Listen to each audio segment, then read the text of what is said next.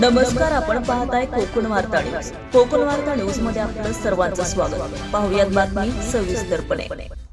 संपूर्ण रायगड जिल्ह्याचं लक्ष वेधून राहिलेल्या माणगाव तालुक्यातील रायगड जिल्हा परिषदेच्या 4 जागांपैकी प्रत्येकी 2 जिल्हा परिषद गटांवर शिवसेना शिंदे गट आणि राष्ट्रवादी काँग्रेसचे उमेदवार निवडून आले असून माणगाव पंचायत समितीवर पुन्हा एकदा शिवसेनेचा भगवा फडकलाय.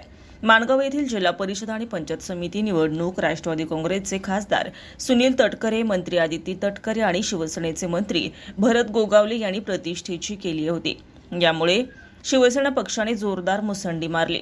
जिल्हा परिषदेच्या 2 जागा आणि पंचायत समितीच्या 5 जागांवर शिवसेनेचे उमेदवार निवडून आल्यावर माणगाव तहसील कार्यालयात येथील मैदानामध्ये शिवसैनिकांनी घोषणाबाजी आणि गुलालाची उधळण करीत जयघोष केलाय. राष्ट्रवादी काँग्रेसचा बालेकिल्ला म्हणून ओळखला जाणारा मोरबा जिल्हा परिषद गट आणि मोरबा पंचायत समिती गणातून तसेच तळाशेत जिल्हा परिषद गट, पंचायत समिती गण आणि साई पंचायत समिती गणातून राष्ट्रवादी काँग्रेस पक्षाचे उमेदवार निवडून आले असून राष्ट्रवादी पक्षाच्या कार्यकर्त्यांनी विजयाचा जल्लोष केलाय. माणगाव तहसील कार्यालय या ठिकाणी निवडणुकीचे निर्णय अधिकारी तथा माणगावचे प्रांताधिकारी डॉक्टर संदीपान साणप यांच्या अधिपत्याखाली सोमवारी 9 रोजी मतमोजणी प्रक्रिया शांततेत पार पडली.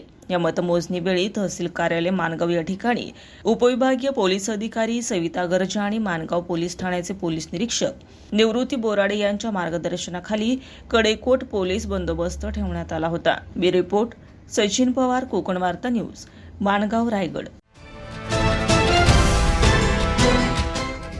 नमस्कार, आपण पाहताय कोकण वार्ता न्यूज. कोकण वार्ता न्यूज मध्ये आपलं सर्वांचं स्वागत. पाहुयात बातमी सविस्तरपणे.